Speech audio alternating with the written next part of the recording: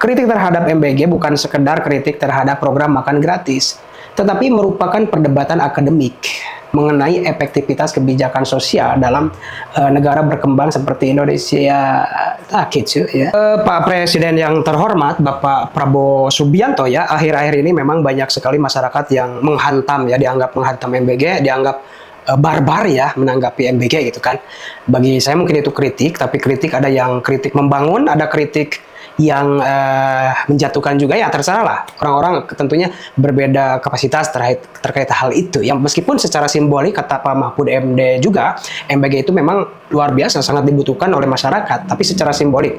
Dan memang MBG juga wajib dikritik kata Pak Mahfud MD.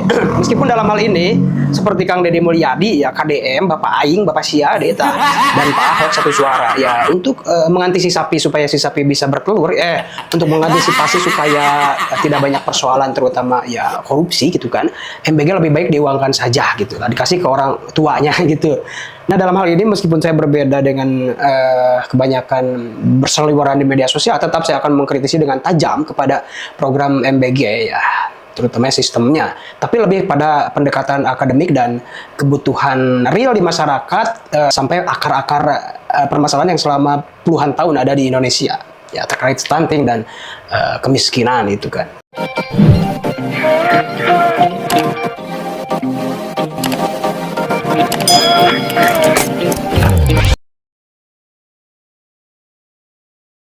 Kritik akademik terhadap program MBG ya, makanan bergizi gratis. Yang pertama kritiknya, problem prioritas anggaran publik.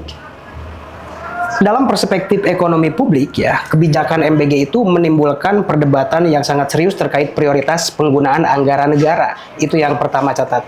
Program ini diperkirakan membutuhkan ratusan triliun rupiah setiap tahunnya ya. Dari sudut pandang akademik muncul pertanyaan mendasar di antaranya. Apakah pemberian makan gratis merupakan intervensi paling efisien untuk meningkatkan kualitas gizi masyarakat? Ya. Kemudian, apakah anggaran sebesar itu tidak lebih efektif jika dialokasikan untuk diantaranya peningkatan layanan kesehatan premier, perbaikan kualitas pendidikan, dan subsidi pangan langsung bagi keluarga miskin? Ya. Nah, jadi jika alokasi anggaran tidak tepat sasaran ya, misalnya MBG beresiko menjadi program populis dengan biaya fiskal yang sangat besar sekali itu ya, tetapi dampak strukturalnya terbatas ya justru. Kemudian kritik yang kedua ya, mohon dicatat ya Pak Presiden yang terhormat, resiko kebijakan populisme nutrisi. Nah, dalam studi kebijakan sosial, MBG dapat dikategorikan sebagai bentuk nutrisional populisme ya, yaitu program yang secara simbolik memang menunjukkan keberpihakan kepada rakyat. Tetapi implementasinya belum tentu menjawab akar masalah yang ada di masyarakat yang selama ini terjadi ya. Masalah gizi ya di Indonesia sebetulnya lebih kompleks seperti stunting akibat kemiskinan struktural. Miskin dari kakek sampai ke cucu ya, turun. Kemudian sanitasi buruk ya. Kemudian juga kurangnya akses air bersih ya. Kemudian rendahnya edukasi gizi kepada keluarga. Nah, jadi memberikan makanan di sekolah tidak otomatis menyelesaikan akar permasalahan tersebut ya. Itu sudah jelas ya.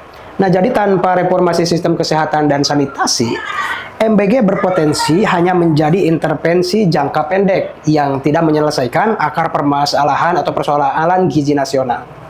Ya. Kemudian kritik yang ketiga, tantangan implementasi dan resiko korupsi. Ya, semuanya setuju kayaknya nih ya.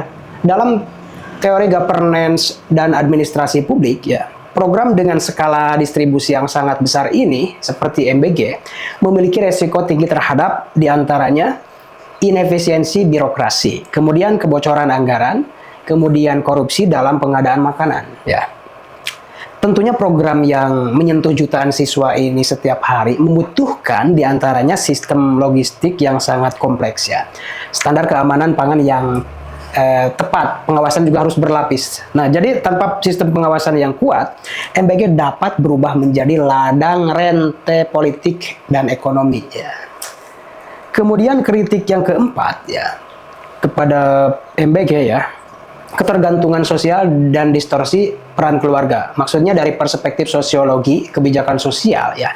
Kritik lain adalah kemungkinan munculnya ketergantungan terhadap negara. Program MBG ini yang terlalu dominan berpotensi ya mengurangi peran keluarga dalam memenuhi kebutuhan gizi anak ya. Menciptakan persepsi bahwa negara harus selalu menyediakan kebutuhan dasar secara langsung gitu kan. Padahal dalam pendekatan pembangunan berbasis keluarga, negara seharusnya memperkuat keluarga seperti meningkatkan pendapatan masyarakat, edukasi gizi terhadap masyarakat kan gitu ya. Kemudian akses pangan yang lebih murah juga, bukan malah sekarang semua bahan-bahan itu menjadi lebih mahal, tapi MBG terus berjalan kan aneh. Jadi intinya bukan menggantikan fungsi keluarga sepenuhnya ya. Pemerintah bukan menggantikan fungsi keluarga sepenuhnya terhadap anaknya. Ya. Kemudian kritik yang kelima, potensi distorsi ekonomi lokal. Nah, program MBG ini dapat menimbulkan distorsi dalam rantai pasok pangan lokal jika tidak dirancang dengan hati-hati ya. Gitu ya. Misalnya ya, pengadaan makanan terpusat dari vendor atau bos yang besar ya. Dari bos yang besar ini suppliernya. Misalnya nih, marginalisasi petani kecil dan UMKM lokal ya. Kasihan ya, UMKM lokal ya sudah merasa nih dagangannya jadi kurang berlaku. Kemudian petani kecil juga tidak dibeli produknya sama MBG hasil taninya ya.